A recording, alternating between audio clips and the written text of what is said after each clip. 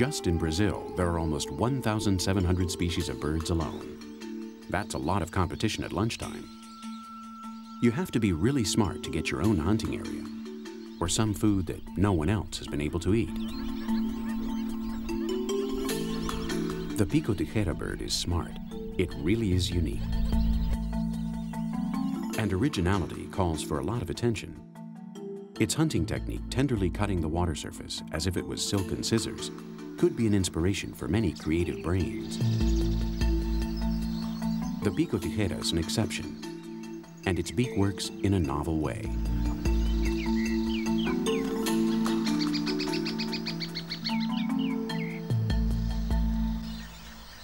Most birds have coincided in their design of an ideal fishing weapon. And when the majority follows the same solution, it usually means that this is the best option. A long and sharp beak at the end of a long and flexible neck is a magnificent spear. A spear so versatile that it could not escape the attention of another great fisher, one who's always on the watch to improve his own methods.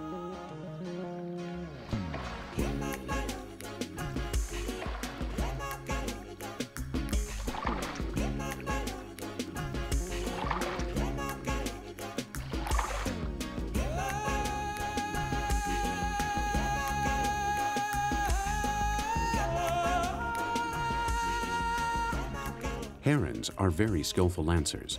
Their tool is a simple dart, but their technique is very elaborate. It requires practice, skills, and experience, in addition to having great eyesight in order to see underwater, and the ability to stay perfectly still. When herons locate their prey, they coil their neck and hold still, extremely still, ready to spring, with their backs to the sun, in order to avoid blinding reflections, and hoping their shadows don't reveal their position. That's the trick. Nowadays, similar fishing systems are imitated all over the world. But what these people have grasped best is how to benefit from their paradise in a sustainable way, with no ambition or greed, thinking of the future.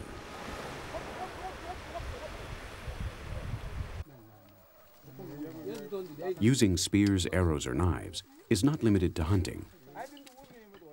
Personal protection or fighting with your own kind usually requires using cold steel.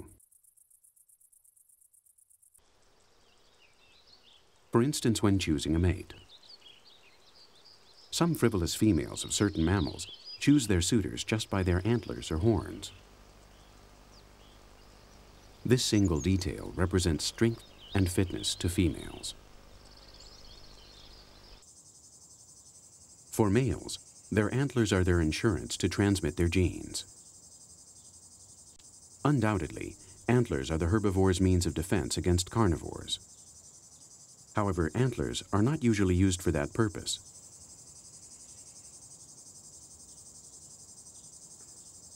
The best evidence of that is that females lack them. The shape of the antlers, special curves, or specific designs are meant for another type of battle.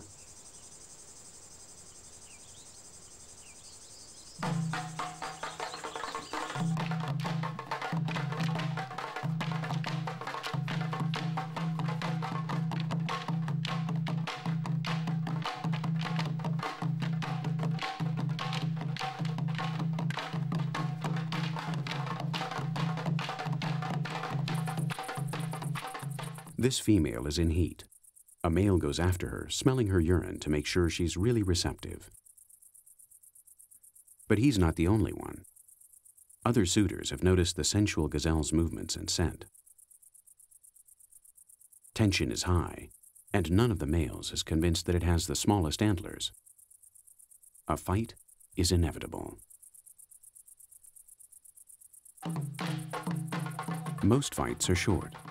A meeting of swords, some shoves, and it's soon clear who the winner is. Though short, the skirmishes are constant, jealousy is high, and all of them want a part of the chromosome pie.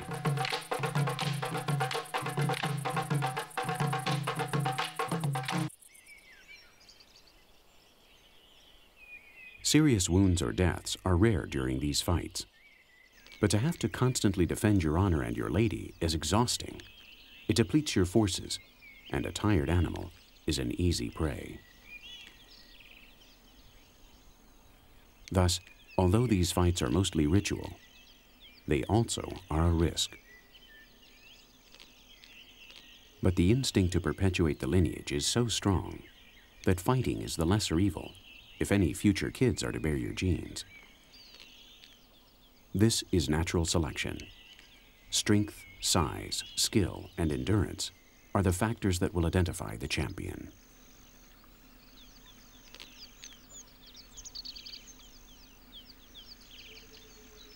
The advantage of animal blades is that they're not designed to injure their rival. Their curves, texture, and branches are designed to get entangled in the rival's horns. They are the opposite of a sword or a dagger. Our copies are not as good as the originals of deer or gazelles. Something got lost in the process.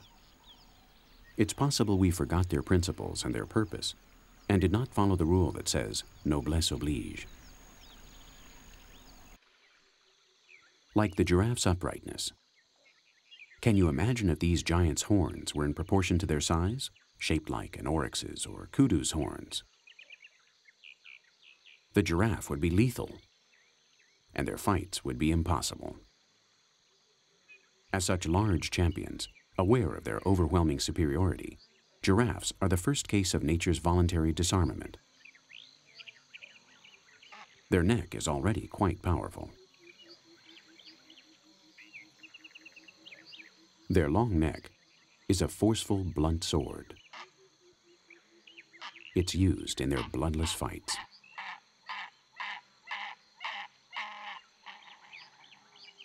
You only have to look at their bald tops after so many fights to understand the power behind.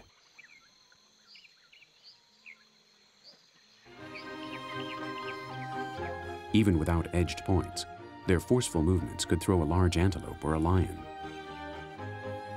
However, watching these imposing males in action, they seem to be dancing.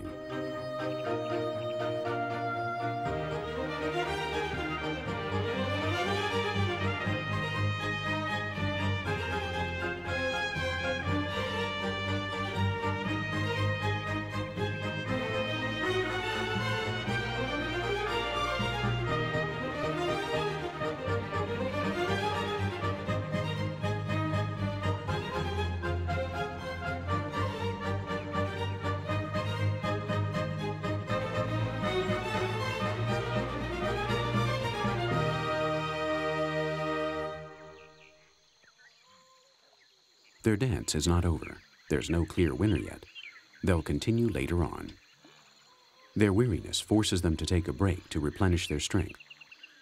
The two animals politely approach to eat together at some nearby trees.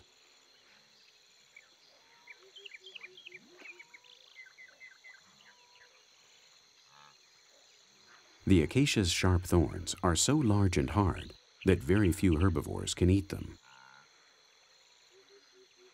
Natural selection has given many plants this efficient protection against vegetarians.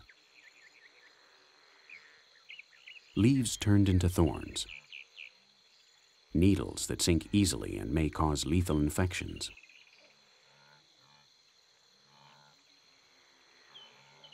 They're barbed wire or blocking barriers that set the territories or a defensive wall. Borders that demand a high price from whoever wants to transgress them.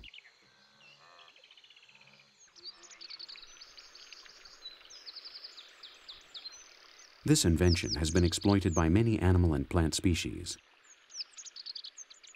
Some of them have added poison to their already terrible thorns. Other species have designed brittle thorns that stick in the enemy's skin, generating even more pain for a longer time. Inspired by the needs of these pointed living beings, man has employed the same idea. And nowadays, the whole earth is divided by fences and railings, dividing our species between those on one side and those on the other. And the problem is that grass always looks greener on the other side.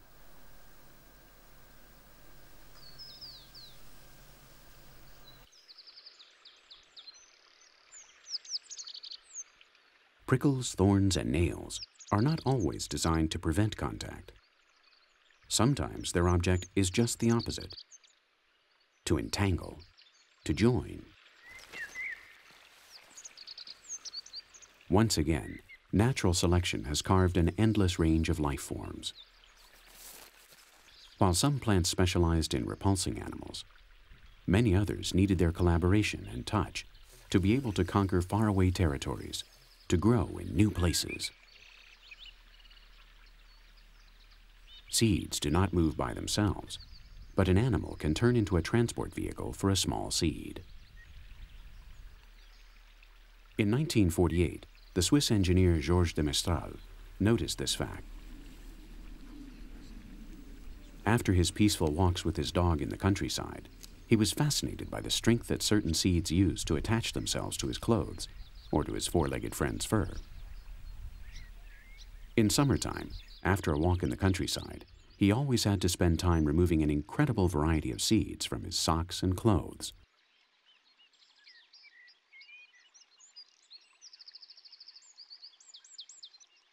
The most tenacious were called spiny clotburs, because there is no way to remove them from hair except for cutting it off. His curiosity took the engineer to study in detail the device by which these clandestine voyagers attached themselves through dozens of hooks to clothes. Thanks to this research, Mestral designed the well-known attachment system called Velcro. He designed two surfaces that, when put together, attach one to the other. The A side was similar to the plant hooks. The B side was a dense fiber pattern, similar to his socks. The invention was patented in his name in 1955. Millions of years after the spiny clotbur had registered the authentic wild patent.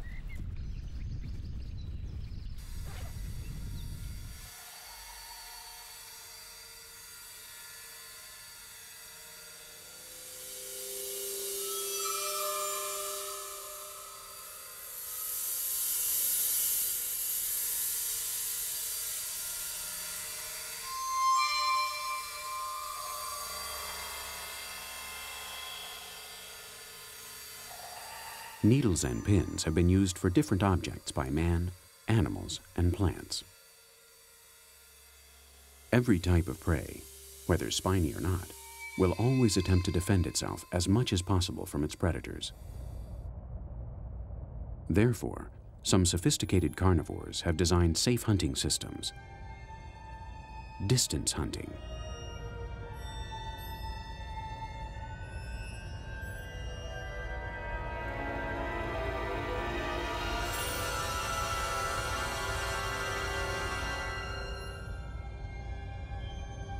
The dragonfly larva's telescopic mouth supplies the advantage of surprise and limits the risks of hand-to-hand fighting. The best strategy is to hunt at a distance. Hidden in the vegetation, this chameleon looks for prey. It moves very slowly in order not to be noticed. It will get its meal without any problems if it can stay calm and doesn't hurry when somebody makes a sudden movement.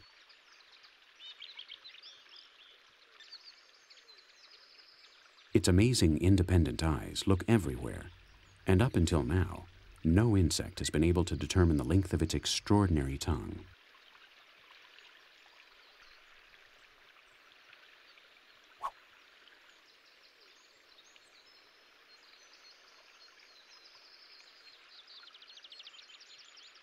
The tongue of these distance hunters is a masterwork of control and elasticity. It's made up of many muscles. Some of them are fast and project and stretch it quickly. Other muscles are slow and must fold it back little by little. Its length is equal to the animal's size. And most important, its tip is sticky and enveloping.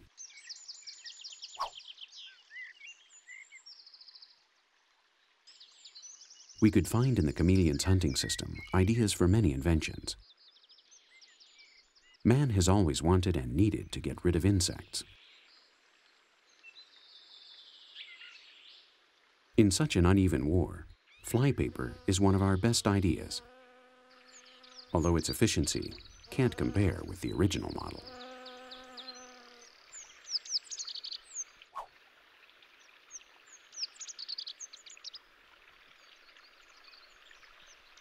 The chameleon's sophisticated telescopic tool wouldn't be as efficient without multidirectional stereo sight, with which the animal first fixes the prey's position and then its exact distance.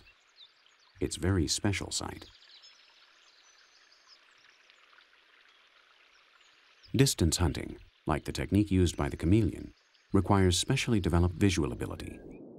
To hunt like this fish also requires developing a new visual concept. The Toshotes pays a lot of attention to what happens above its head, as its favorite prey usually are on the other side of the waterline.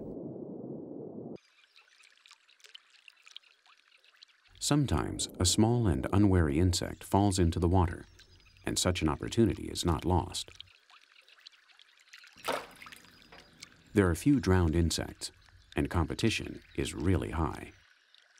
There's so much pressure to feed that natural selection has performed another miracle in this unique fish. Its eyes can see what is happening outside the water. And most importantly, its brain can locate its prey exactly. It corrects the distortion of the images as the light crosses from air to water. Thus, the Toshotes jaculator, the archer fish, is able to locate faraway prey and catch them.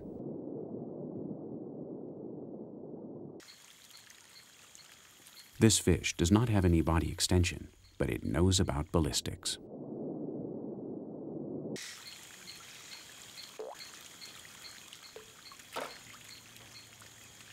To shoot, the fish suddenly contracts its gills and sucks some water into its mouth.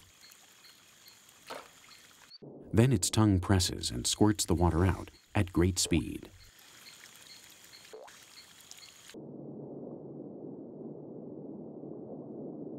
A thin groove in its palate turns the liquid into a short, precise, and deadly jet.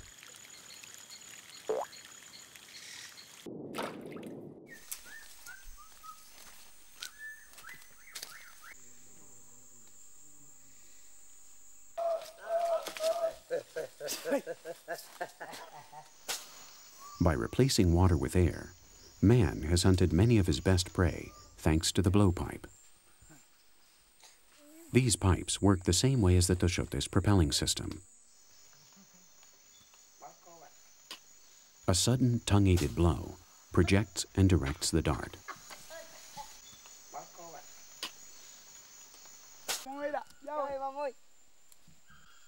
The blowpipe gives the predator a larger field of action, so its prey do not feel threatened, and therefore do not try to escape. The prey is an immobile target, and nobody is a better marksman than the archer fish. This fish can reach a distance of up to 1.5 meters. That's 25 times the length of its own body. Nobody in the Amazon jungle or Southeast Asia can perform a similar feat. But man has taken the Toshotes invention one step further. We have added poison to make it more deadly.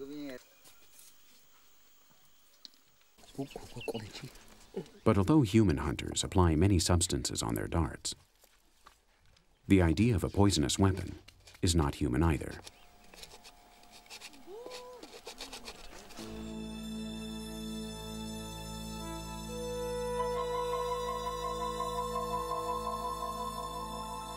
There is great discussion regarding the evolution of ophidian glands and fangs.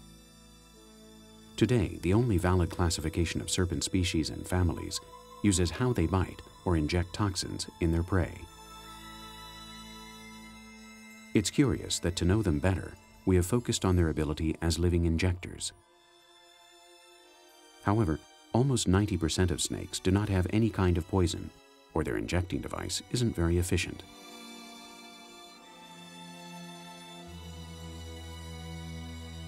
They have very sharp fangs and efficient predigestive saliva, but they didn't invent the syringe. Cobras, mambas, and coral snakes have perfected their fangs, and most importantly, have compounded the most deadly potions. The legitimate patent owner of the perforated needle belongs to the last and most perfect ophidian group that nature's selection of species has ever made. Solenoglyph snakes.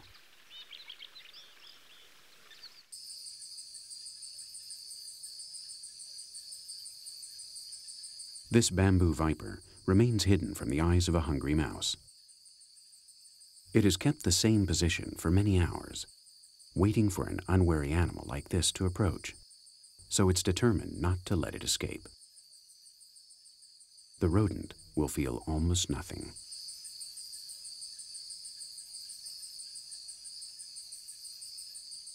The viper has pierced its fangs in the side of the prey, and by the time it feels the fangs, they've already gone through its flesh. The snake then injects its venom through its grooved fangs with a piston-like muscle. Everything happens in just a few seconds, and the small mammal stops breathing. Then, and only then, the viper devours it.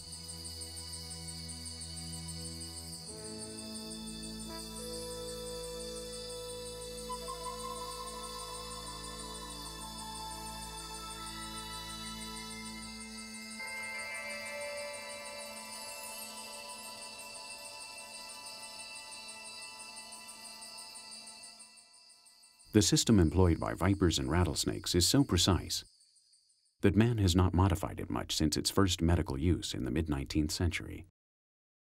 Thanks to the injection, vaccines and antibiotics reach our bloodstream in the most direct, calculated, and almost painless manner. Many lives are being saved by this medical progress.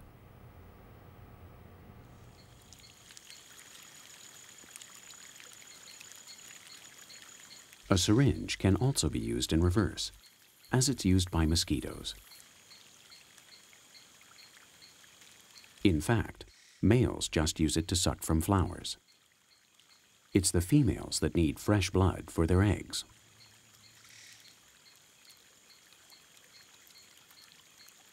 That's why only female mosquitoes bite. They find their prey by their body heat and the carbon dioxide expelled when they breathe. That's how they locate us. Mosquitoes have the most sophisticated and complex extracting equipment.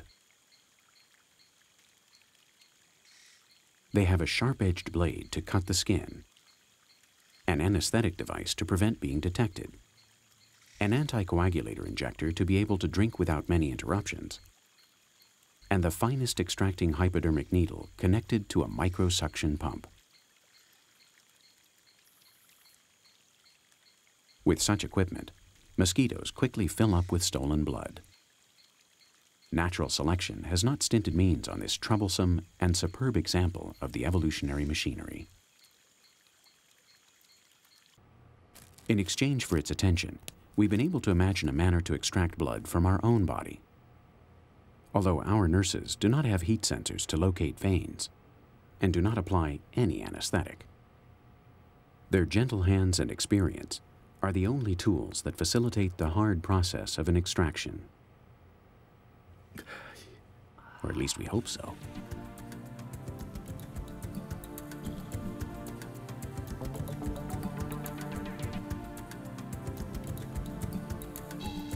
All kinds of natural spikes, daggers, harpoons, needles, or hooks have been useful for man. Human beings are determined to condense the imagination of every species, and the truth is that we've done quite well. But it would be a much better idea to watch and protect wildlife, at least while we still have so much to learn from them.